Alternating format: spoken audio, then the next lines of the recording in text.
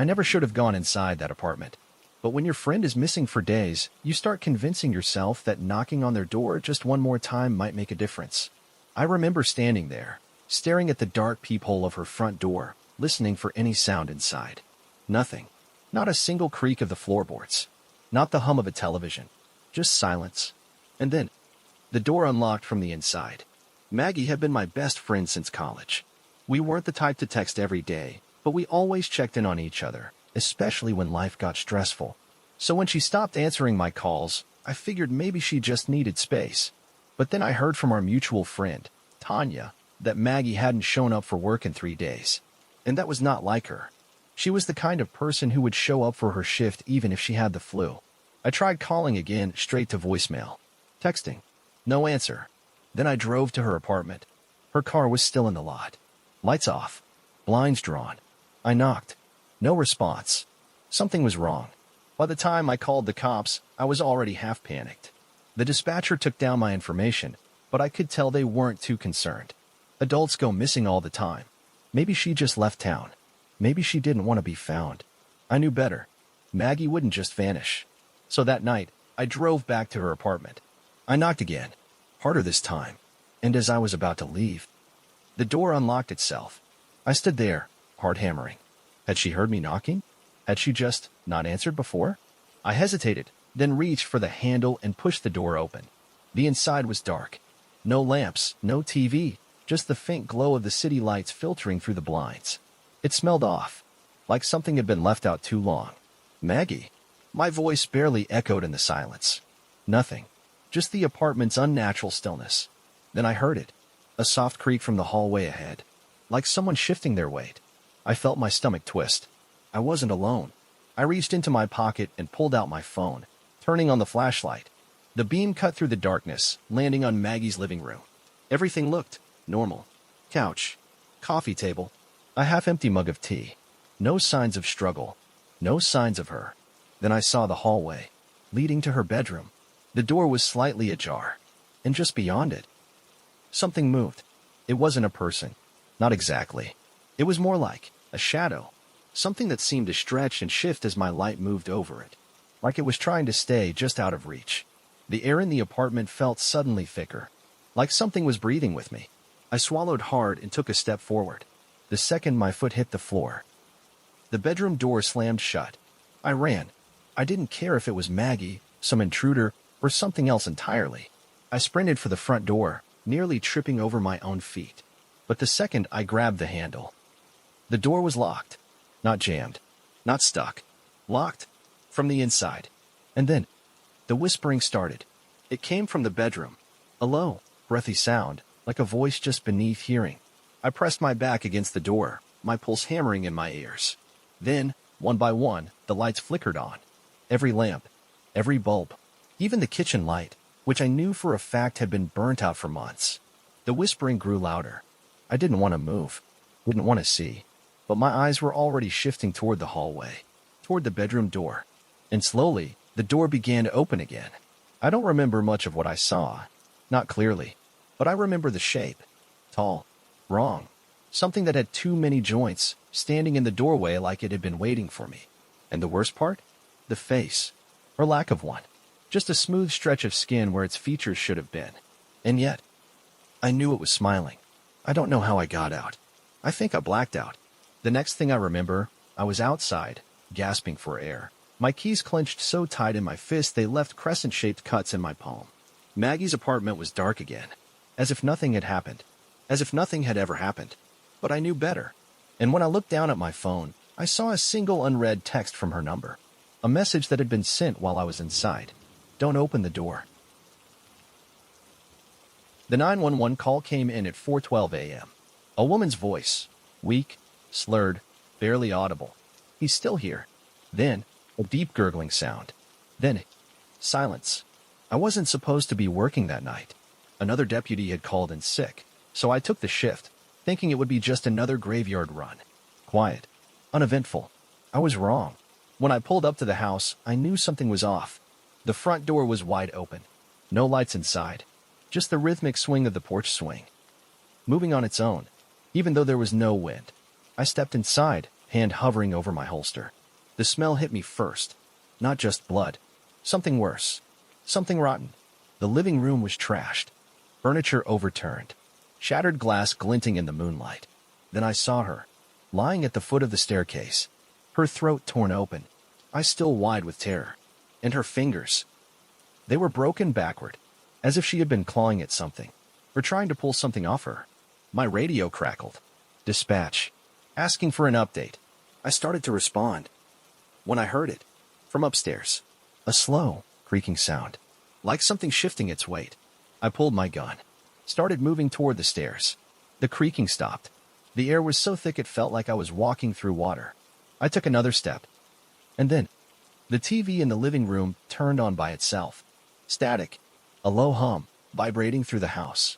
Then, through the white noise, a voice. Deep. Garbled. Repeating the same words. Over and over. She let him in. My breath caught in my throat. I turned back to the body. Her shaking hand was still outstretched toward the staircase, like she had been pointing at something, warning me. I swallowed hard, then took the next step. The stairs groaned under my weight. I held my breath, listening. Silence. Then, the bedroom door at the end of the hall slammed shut. I raised my gun, took slow, careful steps down the hall. The air was cold now, colder than it should have been. And the closer I got to the door, the more I felt it. That pressure, like something was pushing against my chest. I reached for the handle, and the door unlocked on its own. Inside, the room was empty. No furniture, no bed, just a single wooden chair, and a notebook, sitting open on the floor. The pages were covered in frantic, overlapping handwriting. Over and over, the same phrase, "Don't look at him." And then, at the very bottom of the page, written in something that looked too dark, too thick to be ink, "It's behind you." I turned too fast. My gun raised, finger on the trigger. Nothing. Just an empty hallway. But the air felt heavier now. And in the corner of the room, something moved. A shadow, but not cast by anything. Just shifting on its own. I took a step back. The floorboards beneath my feet felt soaked, like I was standing in something wet. I looked down and saw the bloody footprints leading out of the room. I followed them, slow, cautious. They trailed back down the hallway, down the stairs, through the front door, and into the night. The fields behind the house stretched for miles, and the prints disappeared into the grass, like whoever made them had just vanished. Or maybe they were never really walking at all. I called it in. Backup arrived. But the house, it was different now. The TV was off. The pages of the notebook were blank. And the body? Gone. As if it had never been there in the first place. But when I got back to my car, there was something waiting for me. Sitting on the passenger seat. A single page from the notebook, with a new message written at the bottom. Next time, I'll let myself in. I was 8 years old when my parents bought the house. It was old, but they loved it, said it had character. I hated it from the moment we moved in. There was something wrong with it. Something in the walls. Something in the room at the end of the hall. And I don't think it ever left. The first time I saw her, I was alone. My mom had left to run errands, my dad was at work, and my older sister was at a friend's house. I was supposed to be watching TV, but instead, I was watching the hallway. The air felt different that day. Thicker, like the house was holding its breath. I could hear the wind rattling the windows, the faint hum of the refrigerator, the occasional creak from the old wooden floors. But then, something else. A soft shuffling sound, like bare feet moving across the floor. From the end of the hall, I turned my head slowly, my stomach twisting into knots. And there she was, a girl, standing just beyond the shadows. Thin, too pale. Her hair hung over her face, dark and matted, like it had been wet and left to dry in the worst way. She was staring at me, even though I couldn't see her eyes. I knew she was staring. My hands clenched the armrest of the couch. I wanted to move, wanted to look away, but I couldn't. Then, she grinned. The next thing I remember, my mom was shaking me awake. I was lying on the floor, my head resting against the couch, as if I had simply collapsed. I don't remember passing out, don't remember falling asleep. But when I sat up, my body was cold, like I had been lying there for hours. I tried to tell my mom what I saw, but she just laughed, said I had a bad dream. I knew better. And that night, when I lay in bed, staring at the open closet door, I heard it again, That soft, shuffling sound. Moving closer. Things only got worse after that. My sister started talking in her sleep. But it wasn't normal sleep talking. It was conversations. I would wake up in the middle of the night and hear her whispering, pausing, then responding like someone was talking back. I would shake her awake, but she would only mumble something about her friend in the hallway. She stopped remembering it in the morning. But I didn't. One night, I woke up to the sound of knocking. Not on my bedroom door. On the inside of my closet. Slow. Rhythmic. 1, 2, 3. I couldn't move. Couldn't breathe. Then, the door handle rattled. The next morning, my mom found deep scratches on the inside of my closet door. Like something had been trapped inside. My dad blamed me. Said I must have done it sleepwalking.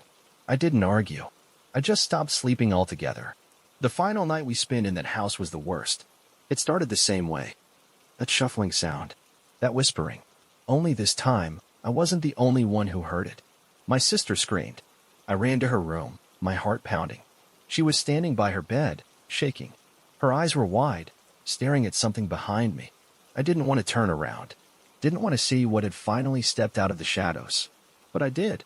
And there she was. Only this time, she wasn't smiling. Her head twitched, her body jerking in unnatural movements. She opened her mouth, but no sound came out. Only the smell. Rotting. Like something buried too long. I grabbed my sister's hand and ran. We didn't stop until we were outside, shivering on the front lawn. And in the upstairs window, we saw her watching us. Still grinning. Still waiting. We moved out the next week. My parents never really explained why. I think deep down, they knew. They just didn't want to admit it. The new owners moved in fast. Didn't ask questions. Didn't seem to notice anything at first. Until one night, when I was lying awake in my new bedroom, miles away. And I got a text from an unknown number. Just 4 words. Do you see me? I didn't know what terror felt like until I heard the 911 call. The dispatcher's voice was calm, steady. The child's voice wasn't. It was shaking, trembling with something deeper than fear. And then, for words that still haunt me to this day, my family is gone. It started with a job. I was a crime scene cleaner, one of those guys who comes in after the cops have done their work. Bloodstains, ruined carpets, the awful reminders of what had happened there. I was used to it. Used to the smell. Used to the silence that lingered after tragedy. But I wasn't prepared for the candy house. I don't think anyone could have been. It was a 1-story home in a quiet Oklahoma neighborhood. The kind of place where kids played on the front lawn and families had barbecues in the backyard. But when I arrived that morning, there was no laughter. No voices. Just the wind creaking against the loose paneling. And the smell. Not just of death. Something deeper. Something wrong. The cops gave me the rundown. The father, Jonathan Candy, had killed his wife and 3 of their 4 sons before turning the gun on himself. A murder-suicide. The only survivor was the youngest son, a 10-year-old boy who had somehow escaped. It didn't make sense. There was no history of domestic violence. No mental illness, no deaths, no fights with the neighbors. Just a normal family. Until one night, they weren't. The first thing I noticed was the writing on the walls. Not messages. Not notes. Just numbers. Etched into the drywall with something sharp. 3, 7, 4, 8. Repeating. Over and over. In the kitchen. The hallway. Even inside the closets. Like whoever wrote them was trying to hide them.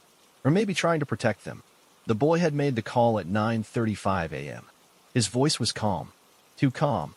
Like he knew something the rest of us didn't. And when they asked him who had done this, he hesitated.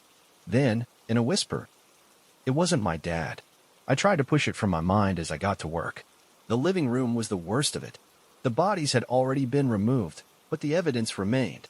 The dark stains soaked into the couch cushions. The splatter on the walls. A single bullet hole in the ceiling. Like someone had fired upwards. Like someone had missed. I moved through the house, scrubbing away the reminders. But the feeling never left. The sense that something was still here. Watching. Waiting. And then I found the crawl space. It was in the laundry room. A tiny door barely big enough for a child. The wood was splintered, as if it had been forced shut too many times. And inside, a single teddy bear, staring at me with button eyes, and a note clutched in its paw. The handwriting was childish, shaky. 4 words, scrawled in red ink. Or maybe not ink at all. It lives in numbers. I don't remember leaving. Don't remember packing up my gear or saying goodbye to the officers. The next thing I knew, I was in my truck, my hands gripping the wheel too tight. The house was behind me, but I still felt like I hadn't left, like something had followed me. And then, the radio crackled. A whisper. Soft. Distant. 3, 7, 4, 8. And then, laughter. Right behind me. Please like and subscribe. Every bit of support means the world.